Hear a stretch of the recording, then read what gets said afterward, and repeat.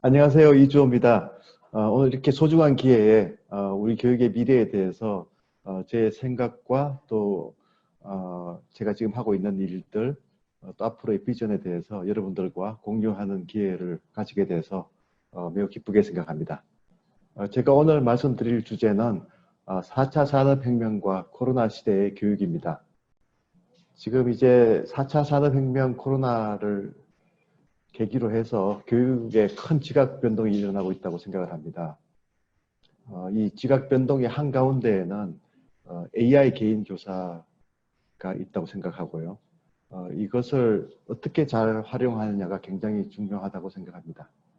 그래서 AI 개인 교사를 잘 활용해서 교육의 미래를 열어가는 그런 방향을 저는 하이터치 하이텍이라고 이름을 붙여봤고요. 그런 취지에서 지금 최근에 제가 아시아교육협회를 설립해서 하이터치 하이텍 프로젝트를 추진하고 있습니다. 그래서 여기에 대해서 여러분들께 좀 제 경험을 공유하도록 하겠습니다. 교육 지각 변동이 가장 지금 빠르게 일어나는 곳이 대학이라고 생각합니다. 그래서 대학의 파괴적 혁신에 대해서 말씀드리고요.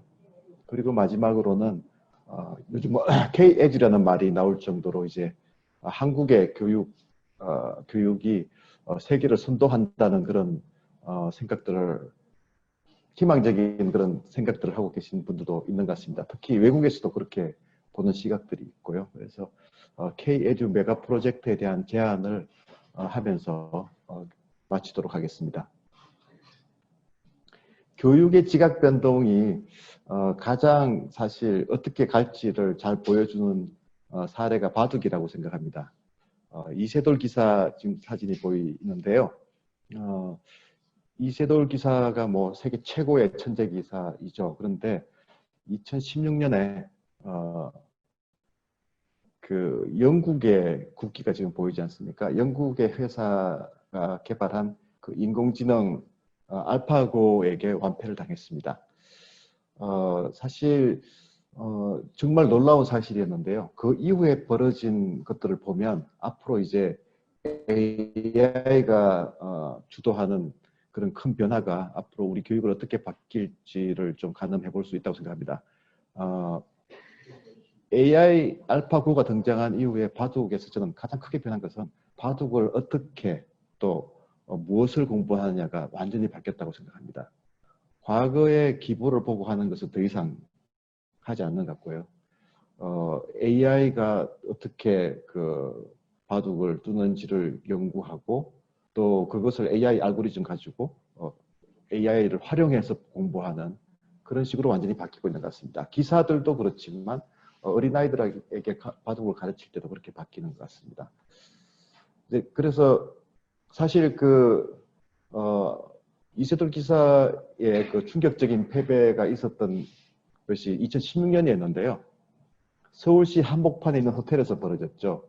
그런데 사실 그 바로 직전에 정책 전문가들한테는 굉장히 충격적인 사실 메시지가 전달된 곳이 그 다보스였습니다. 다보스 포럼이 열렸었는데요. 이때 그 AI 주도 4차 산업혁명으로 현재 초등학교 입학생들이 직업을 가질 때는 65%가 현존하지 않은 직업을 가질 것이라는 예측이 있었습니다. 제가 그때 이거를 들으면서 이게 정말 교육은 완전히 바뀌지 않으면 안 되겠구나 하는 생각을 했습니다. 이 얘기는 무슨 얘기인가 하면 지금 그대로 교육이 변하지 않고 가면은 65%의 아이들이 AI한테 대체된다는 뜻이거든요. 그러면 지금 이렇게 지금 무엇을 어떻게 가르칠지를 근본적으로 바꾸지 않으면 결국 그 피해는 고스란히 우리 미래 세대가 다 지게 되는 것이죠. 그래서 지금 현 세대의 가장 중요한 정책 전문가들의 그 고민을 해야 될 점이 이런 것이 아닌가 생각을 했습니다.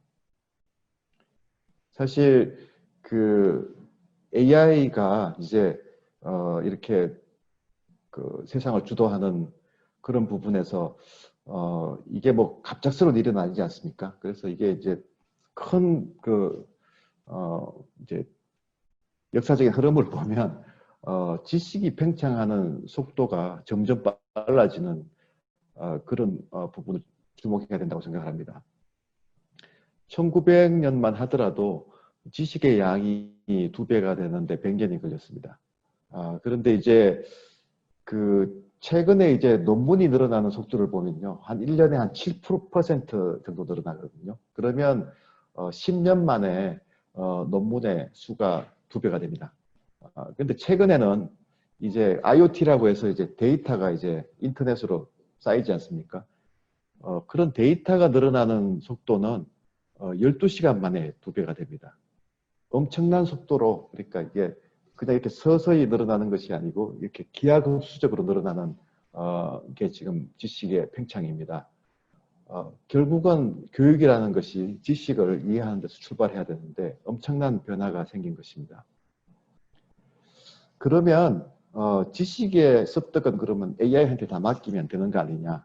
인간은 뭐 그냥 소위 이제 4C라고 하죠. 창조적이고 비판 사고력, 그다음에 협력하고 소통하는 역량만 키우면 되는 것 아니냐 이렇게도 이야기할 수 있지만 그렇지는 않다고 생각합니다. 지식이 많이 늘어나지만 지식 중에서 정말 핵심적인 지식은 암기도 해야 되고요.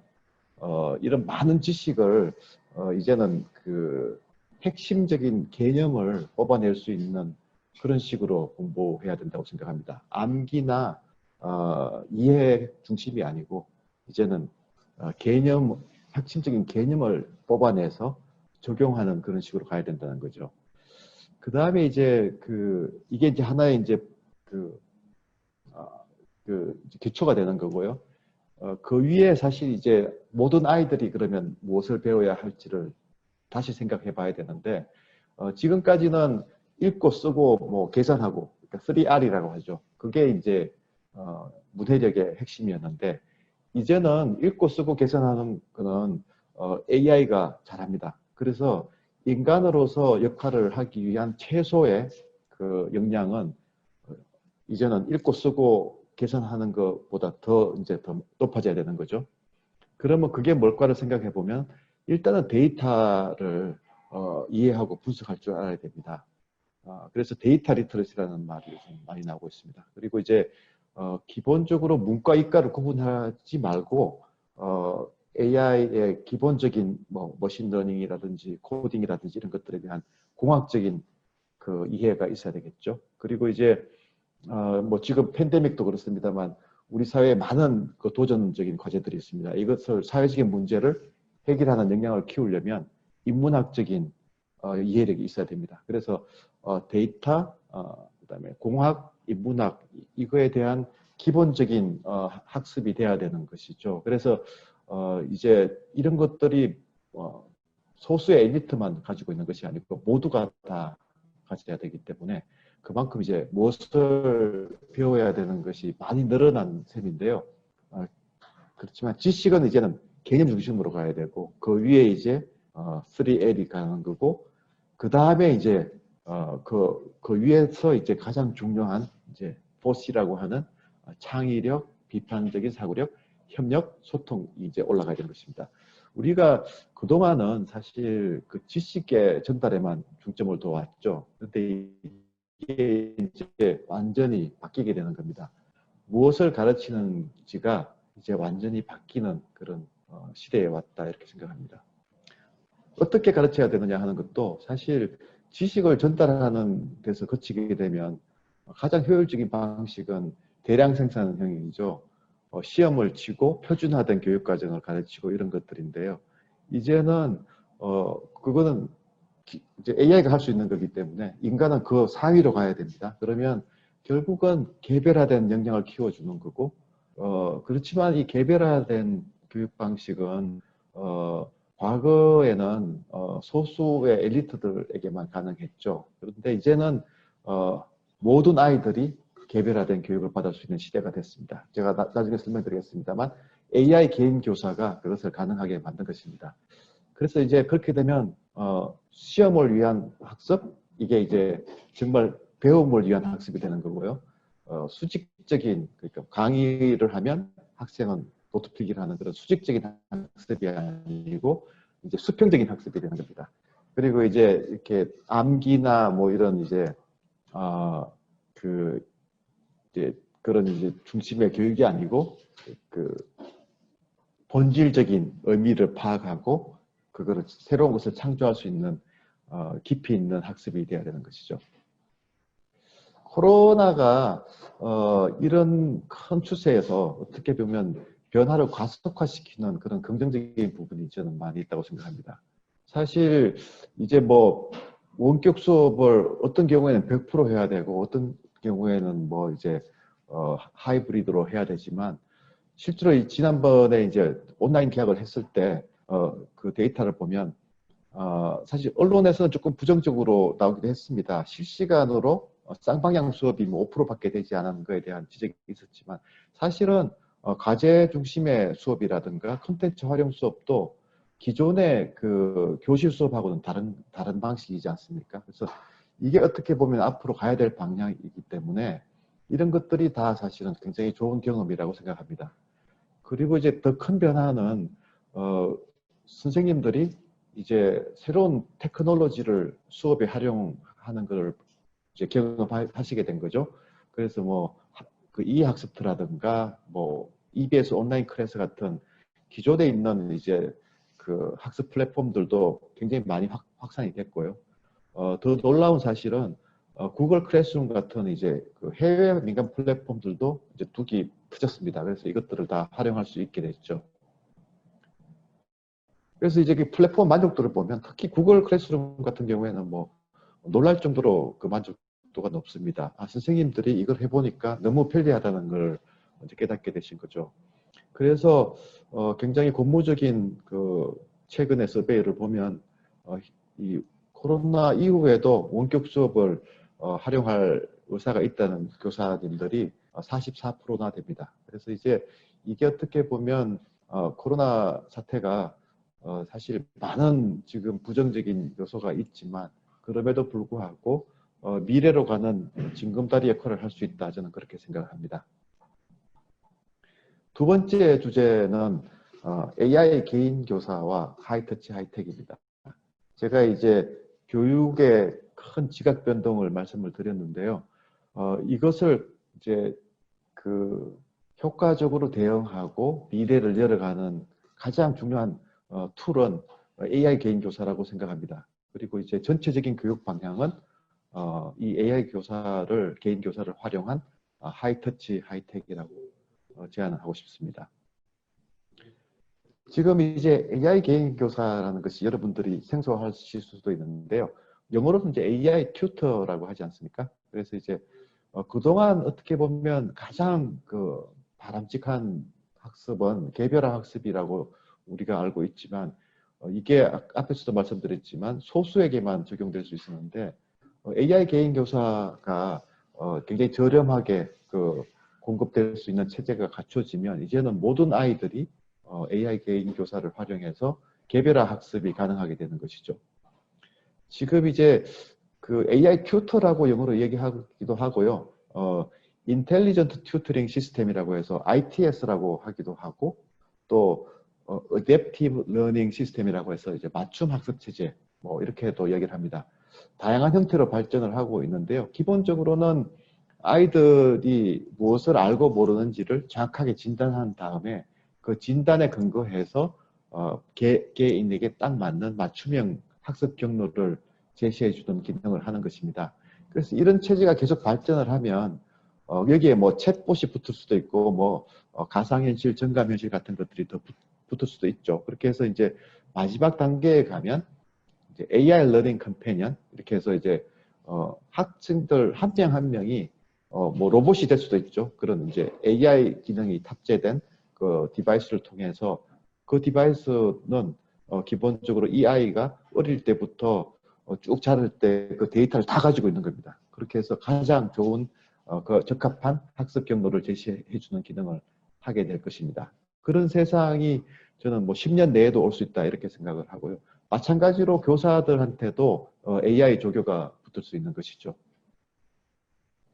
그래서 이 그림을 보시면 AI가 어떻게 이제 가르치는지를 쉽게 이제 설명을 한 것이죠. 예를 들어서 4학년 교실에서 이제 두 번째 문제를 모르는 아이가 생겼을 때, 교사님들은 그냥 4학년 교육 과정 내에서 설명을 하실 수밖에 없습니다. 근데 실제로 아이들이 모르는 경우에 많은 아이들이 어떤 아이들은 1학년 때 배운 것을 모르고 어떤 아이는 2학년 때 배운 거, 어떤 아이는 3학년 때 배운 걸 모르거든요. 그것을 한 명 한 명을 다 진단해서 그 모르는 부분을 가르쳐 주는 것이 AI 개인 교사의 가장 중요한 기능이다. 이렇게 보시면 되겠습니다. 이렇게 AI 개인 교사가 활용이 되면 교사가 필요 없어지는 것이 아니고 교사의 역할이 완전히 바뀌게 되는 것이죠. 그래서 저는 항상 AI 개인 교사는 나쁜 AI가 아니고 착한 AI다. 그러니까 교사의 역량을 강화시켜주고 교사의 역할 전환을 지원하는 기능을 한다. 이렇게 이야기를 합니다. 그래서 교사들이 모든 걸 다 알고 모든 지식을 다 전달할 필요가 없게 되는 것이고요. AI가 상당 부분 그걸 맡게 되면 교사는 바람직한 그 학습 환경을 개개인별로 맞춤식으로 디자인해 주면 되는 것입니다. 그래서 이제 제가 하이터치 하이텍이라고 한 거는요. 하이텍은 AI 개인 교사죠. AI 개인 교사가 진단하고 거기에 맞는 컨텐츠를 제공해주는 역할을 하면 또 심지어는 학생 수준에 맞춰서 그 학습 속도도 조절을 해줍니다. 그렇게 되면 교사는 그 AI로부터 또 많은 정보를 대시보드를 통해서 많이 제공을 받습니다. 그러면 그렇게 해서 받은 정보를 활용해서 아이들한테 개별화된 학습 지도를 훨씬 더 수월하게 해줄 수가 있고요. 또 프로젝트 학습 같은 능동적인 학습들, 그동안 이제 정말 바람직하다고 생각했지만 하기 힘든 그런 학습들을 할 수 있고, 또 워낙 요즘 아이들이 이제 사회 정서적인 그런 보살핌이 필요한 아이들이 많습니다. 그래서 멘토링 쪽으로 훨씬 더 교사들의 역할이 강화될 수 있습니다. 사실 뭐 여러분들이 잘 아시는 블룸의 탁사노미를 이제 조금 개량한 것입니다. 그래서 저는 이제 하이터치 하이텍 피라미드라고 부르는데요. 이렇게 하는 이유는 이제 AI가 들어가면 블룸의 탁사노미에서 이해하고 암기하는 부분은 이제는 교사님들보다는 AI한테 맡길 수가 있는 거죠. AI 개인 교사가 하게 되는 거고, 교사분들은 그걸 기반으로 해서 apply, analyze, evaluate, create 하는 부분까지 이제 갈 수 있는 거고요. 또 그 제가 이제 human connection이라는 걸 좀 넣었습니다. 그래서 인간적인 그 접촉을 통해서 아이들에게 사회 정서적인 멘토링도 더 강화할 수가 있습니다. 지금 이런 게 뭐 제가 그냥 머릿속에 그린 것이 아니고 이미 이제 뭐 제가 많이 여러분들한테 그동안 소개했던 애리조나 스테이트 유니버시티에서는 이미 대량으로 하고 있고, 인도는 굉장히 소프트웨어가 강한 나라입니다. 그래서 인도도 지금 이제 일부 시작이 되고 있고, 중국은 지금 대규모 그 투자가 시작됐다고 보시면 됩니다. 제가 최근에 들은 얘기 중에 하나는 실리콘밸리의 웬만한 그 이런 AI 개인 교사 회사들이죠. 에듀텍 회사들은 대부분의 그 소위 좋은 회사들은 다 중국의 그 글로벌 IT 기업이죠. 알리바바나 텐센트 같은 기업에서 대규모 투자를 하고 있다 이렇게 들었습니다. 이제 아시아 교육협회 얘기를 잠깐 하겠습니다. 제가 장관직을 마치고 2015년부터 지금 이제 사진 중간에 있는 그 고든 브라운입니다. 그 영국의 전 수상이 이끄는 아시아 교육협 에듀케이션 커미션에서 제가 일을 했었고요. 커미셔너로 일을 시작을 했습니다. 작년에 그 에듀케이션 커미션이 아시아 허브를 서울에 두기로 결정을 해서 제가 아시아 교육협회 이사장직을 맡고 있습니다. 제가 아시아 교육협회를 설립하면서 제일 주력하고 있는 것은 앞에서 말씀드린 하이터치 하이텍입니다. 제가 이제 그 에듀케이션 커미션의 그 업무 중에서 이제 새로운 교육 모델을 개발하는 위원회에 제가 위원장을 맡아서 일을 했습니다. 그래서 그때 이제 제가 생각했던 거는 애리조나 스테이트 유니버시티 같은 데서 하는 새로운 하이터치 하이텍 모델을 개도국의 학교부터 한번 적용을 해보자는 생각이었습니다. 그래서 제가 제일 먼저 시작한 것은 베트남이었는데요. 베트남의 4개 학교를 골라서 베트남의 교육부, 그 다음에 영국의 이제 우리로 치면 코이카 같은 곳이죠. DP도 원조부입니다. 그리고 이제 제가 앞에서 말씀드린 애리조나 스테이트 유니버시티, 그리고 이제 사실 이런 기술들은 최근에 이제 그 퍼블리셔라고 하죠. 그 출판사들, 그러니까 해외는 사교육이 주로 이제 출판을 통해서 이루어집니다. 그래서 큰 대형 출판사들이 이제 종이책을 만드는 그런 비즈니스 모델에서 이제 이북 더 나아가서는 AI 튜터 서비스를 하는 걸로 이제 바뀌고 있습니다. 그래서 수학 같은 경우에는 이제 맥그로-힐이라는 큰 출판사죠. 여기서 이제 알렉스를 지금 알렉스가 일종의 이제 AI 튜터인 셈입니다. 이거를 많은 대학에서 하고 있는데요. 그래서 제가 맥그로-힐의 그 팀들을 베트남의 교사들을 트레이닝 시키는 쪽으로 이렇게 활용을 했습니다. 그렇게 하고 이제 임팩트 이밸류에이션은 KDI 국제정책대학원이 이제 해결을 했죠. 그렇게 해서 저희가 한 학기 동안 해봤는데 정말 엄청난 효과가 있었습니다. 한 학기 했는데 0.436 스탠다드 디비에이션이 늘어났으니까 한 2년간의 학습 효과가 있었던 거죠. 특히 저학력 아이들이 더 많이 올라갔습니다. 그래서 이제 이거를 40개 학교로 더 늘리는 쪽으로 지금 진행을 하고 있고요. 또 다른 나라들, 뭐 우루과이 같은 나라들하고는 수학이나 컴퓨테이셔널 띵킹 쪽에 또 이제 시작을 하고 있습니다. 여기는 IDB의 지원을 받아서 하고 있습니다. 제가 이제 아시아교육협회를 세워서 일단 가장 먼저 이제 국내에서 시작한 곳은 소외계층 쪽입니다. 그래서 이제 지역아동센터나 다문화센터, 탈북인 학교에서 지금 시작을 했는데요. 서초구도 의외로 그 저소득 학생들이 많습니다. 그래서 이제 우리나라의 경우에도 그 에듀텍 그 회사들 중에서 소위 이제 학습지를 판매하던 회사들이 학습지를 이제 태블릿으로 이제 바꾸고요. 그 태블릿 안에 AI 튜터가 들어가 있는 비즈니스를 시작을 했습니다. 그래서 작년부터는 상당히 대대적으로 홍보도 하고 있죠. 그래서 주요 학습지 회사들이 거의 다 이제 이렇게 비즈니스 모델을 바꾸고 있습니다. 그래서 이제 여기서 이제 이런 것을 한 군데 선택을 해서 저소득 학생을 지원하는 프로그램을 수초구에서 시작을 했고요. 이제 그거를 대구시로 또 확대를 하고 있고 또 평택, 포항, 부산하고도 지금 협의를 하고 있습니다. 제가 사실 가장 지금 주목하고 있는 것은 북한 이탈 청소년 아이들을 위한 하늘꿈 학교입니다. 여기는 선생님들이 직접 지금 이제 이 AI 튜터를 활용한 모델을 지금 이제 시작하고 있고요. 그 수업 시간에 바로 적용을 하고 있습니다. 그래서 굉장히 열정적으로 하고 계시고 지금 하신 지 한 몇 주 됐는데 아이들도 좋아하고 선생님들도 굉장히 지금 좋아하시는 것 같습니다. 그래서 저는 이 대안학교죠. 이런 학교부터 이제 시작이 되면 굉장히 다른 학교에도 빨리 이제 앞으로 적용될 수 있을 거다 이렇게 기대하고 있습니다. 또 한 군데 지금 이제 시작된 것은 이제 대학입니다. 그래서 대학이 지금 15개 대학이 모여서 컨소시엄을 만들어서 지금 이제 AI 튜터를 활용한 새로운 수업을 디자인하고 있는데요.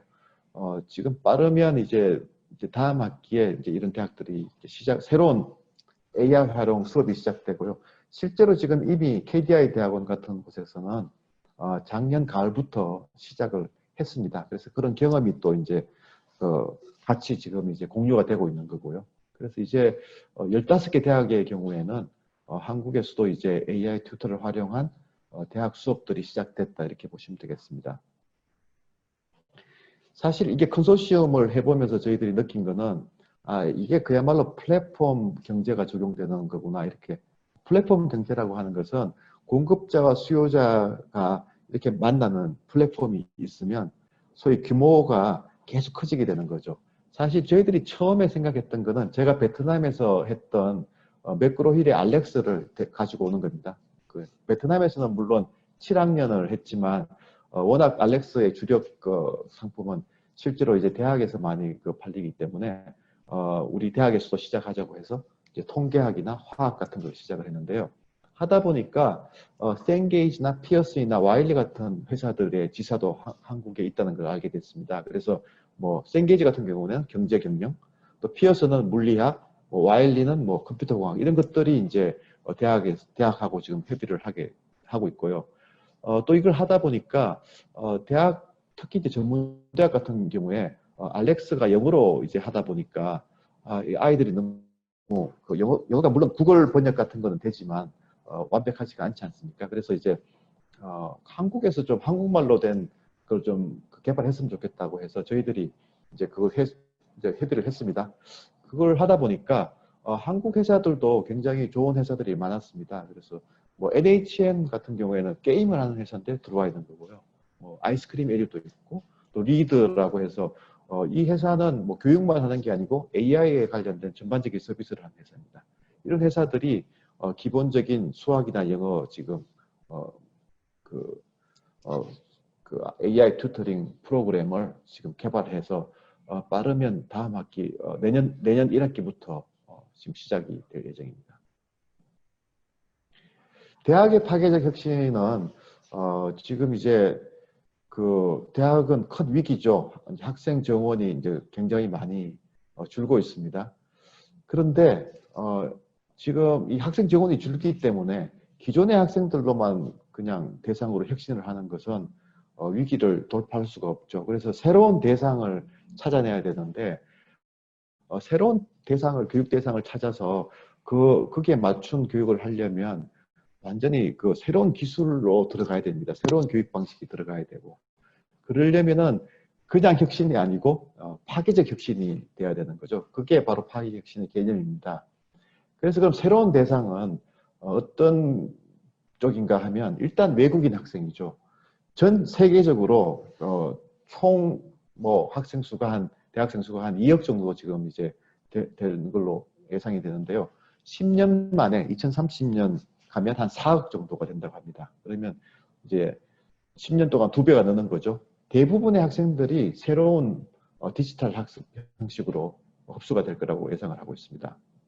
평생 학습도 이제는 직장에 있더라도 뭐 직장 생활을 하면서 한 30% 정도는 공부를 해야 되는 이제 세상이 된다는 거거든요. 그러면 이제는 고등학교 졸업하면 그때부터는 계속 평생 학습을 하는 그렇게 되면 이제 대학이라는 곳이 평생 학습이 시작되는 기관이 되는 것이죠. 그렇게 이제 새로운 대상을 우리가 생각을 한다면 정말 새로운 방식으로 가야 되는데 지금 앞에서 말씀드렸지만 ASU 같은 경우에는 지금 1학년 기초과목의 경우에는 대부분이 12과목입니다. 새로운 이제 AI 튜터링 시스템으로 이제 도입이 되고 있는데요. 보시면 그 유명한 이제 출판사들 피어슨 같으면 그 피어슨이 제공하는 강한 분야가 있는 거고요. 맥그로이는 맥그로이 또 잘하는 분야가 있습니다. 이렇게 해서 다양한 출판사들이 지금 이제 AI 튜터링 서비스를 하고 있고 그런 데랑 이렇게 연계해서 1학년 기초 수업 같은 경우에는 대부분이 AI 튜터를 활용하는 하이터치 하이텍으로 가고 있습니다. 뭐 이게 뭐 우리랑 지금 크게 뭐가 다르냐 이렇게 할 수 있지만 우리가 물론 LMS를 지금 다 도입을 했죠. 그렇지만 우리가 지금 우리 대학들이 하고 있는 LMS는 AI를 활용하는 다이내믹한 그런 AI 그 활용 LMS는 아니죠. 개인 맞춤형도 아닙니다. 그래서 이제 이런 식으로 빨리 지금 이제 변화가 있어야 되는 거죠. 이걸 기반으로 해서 그러면 이제 교수님들은 프로젝트 학습이라든가 다양한 그 융합 연구라든가 또 학생들에게 가능한 그 현장 경험을 많이 하게 한다는 그런 방식으로 지금 하이터치 쪽을 강화하는 쪽으로 이제 바뀌어 나가고 있는 것입니다. 그래서 이런 이제 파괴적 혁신이 전반적으로 가능하려면 결국은 대학의 시스템이 관료 시스템에서 혁신 시스템으로 크게 바뀌어야 됩니다. 이제 교수님들이 어떻게 보면 규칙을 따르는 관료라기보다는 지식 혁신가가 돼야 되는 거고요. 이제 대학도 국가 차원에서 그냥 뭐 국가의 정부 정책을 따른다기보다는 그 지역의 혁신의 허브가 되는 거고 글로벌 차원에서 해외 학생들이나 이런 쪽하고 적극적으로 연결되는 그런 이제 새로운 체제를 마련해야 됩니다. 그래서 이게 전체적으로 보면 이제 대학의 파괴적 혁신이 시작됐다 이렇게 보시면 될 것 같습니다. 마지막 주제입니다. 이제 그 K-에듀 뭐 이제 시대가 이제 올 수 있습니다. 그거를 하기 위한 메가 프로젝트를 우리가 이제 구상하고 저는 시작해야 된다고 생각합니다. 우리가 인적 자본 투자로 성공한 나라로 다들 알고 있습니다. 실제로 그렇습니다. 과거 한 5, 60년 동안 경제 사회가 굉장히 빠르게 발전을 했는데 그 큰 힘은 사람에 대한 투자고 교육에 있었다고 생각을 합니다. 지금도 우리나라 교육은 세계의 부러움의 대상이죠. 가장 우수한 학생이 교사가 되는 나라입니다. 그래서 이런 시스템을 갖추고 있기 때문에 우리가 이제 이런 걸 기반으로 해서 세계의 새로운 교육을 선도할 수 있다고 생각하고요. 하이터치 하이텍 교육을 대한민국이 선도할 수 있는 그런 시대가 왔다고 생각을 합니다.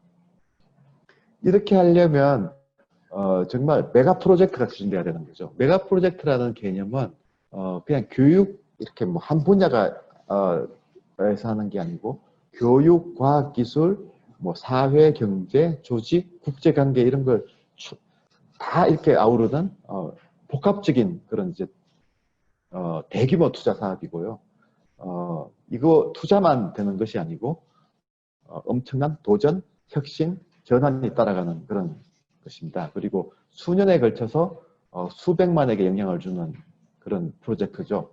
저는 아까 이제 그 처음 슬라이드에서 그 세종대왕 또 BTS로 소개를 했습니다만 사실 세종대왕의 한글 창제야말로 저는 이런 대표적인 메가 프로젝트였다고 생각을 합니다. 그리고 이제 이 새로운 K-에듀라는 것은 하이터치 하이텍이기 때문에 좀 BTS 같은 좋은 하이터치 이 컨텐츠도 굉장히 중요하다고 생각을 합니다. 이 전략은 K-에듀 전략이라고 생각을 하면 일단 개방을 해야 되겠죠. 그래서 이제 AI 교육을 촉발하기 위한 개방이 필요하고요. 그 다음에 지금 사실은 한국에 여러 가지 많은 교육의 위기가 있습니다. 이거를 기회로 활용하는 전략, 근본적인 변화를 순차적으로 추진하는 전략이 요구된다고 생각합니다.